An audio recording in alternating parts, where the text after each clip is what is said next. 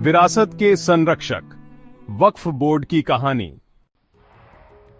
हिंदुस्तान की धरती पर बिखरी हुई हैं ऐसी हजारों अमानतें, जमीनें, इमारतें और संस्थान जो व्यक्तिगत स्वार्थ के लिए नहीं बल्कि समाज की सेवा के लिए वक्फ कर दी गईं। इन्हें संभालने का काम संभाला है एक अहम संस्था ने, वक्फ बोर्ड। इस्लाम में वक्फ का अर्थ है किसी संपत्ति को अल्लाह के नाम पर स्थायी रूप से समर्पित करना। इसका मकसद होता है कि उस संपत्ति से समाज के जरूरतमंदों, गरीबों, अनाथों और धार्मिक कार्यों की सेवा हो सके। वक्फ संपत्ति कभी बेची या हस्तांतरित नहीं की जा सकती। यह हमेशा के लिए एक सामाजिक धरोहर बन जाती है। भारत में वक्फ की परंपरा इस्लाम के आगमन के साथ ही शुरू हो गई थी। दिल्ली सल्तनत और मुगल काल में बड़े पैमाने पर जमीनें, मस्जिदें, मदरसे और अस्पताल वक्फ किए गए। 19वीं सदी तक वक्फ संपत्तियां सामाजिक संरचना का अहम हिस्सा बन चुकी थीं। आजादी के बाद भारत सरकार ने वक्फ संपत्तियों के संरक्षण और प्रबंधन के लिए एक संगठित प्रणाली की जरूरत महसूस की। 1954 में वक्फ अधिनियम पारित हुआ और राज्यों में वक्फ बोर्ड बनाए गए। इन बोर्डों का कार्य वक्फ संपत्तियों का रिकॉर्ड रखना, उनकी सुरक्षा करना और सुनिश्चित करना था कि इन संपत्तियों का उपयोग मूल उद्देश्यों के लिए ही हो।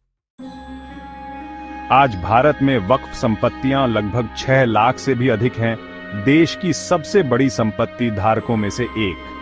इनमें जमीनें, मस्जिदें, मदरसे, कब्रिस्तान, स्कूल और अस्पताल शामिल हैं। उत्तर प्रदेश, पश्चिम बंगाल, केरल और तमिलनाडु जैसे राज्यों में वक्फ संपत्तियों की संख्या बहुत अधिक है।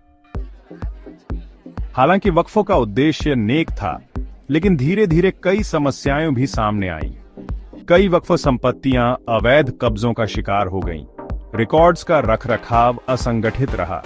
भ्रष्टाचार और राजनीति ने भी वक्फ बोर्डों की कार्य प्रणाली को प्रभावित किया। न्यायालयों में हजारों मामले लंबित हैं। इन सब के बीच असली मकसद, समाज की सेवा, कई बार पीछे छूट गया।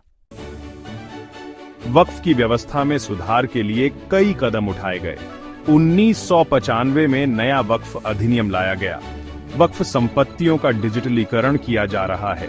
राष्ट्रीय वक्फ विकास निगम NABARD-CO की स्थापना हुई ताकि वक्फ संपत्तियों का बेहतर प्रबंधन और विकास हो सके। न्यायिक आयोगों की भी सिफारिशें लागू की गईं। इन प्रयासों के बावजूद आज भी काफी काम बाकी है। जहां जहां वक्फ संपत्तियों का सही प्रबंधन हुआ, वहां समाज में सकारात्मक बदलाव भी देखने को मिले।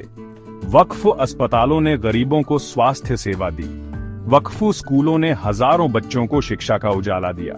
छोटे मदरसों से लेकर बड़े विश्वविद्यालयों तक वक्फ ने ज्ञान और सेवा की एक स्थायी लौ जलाई है।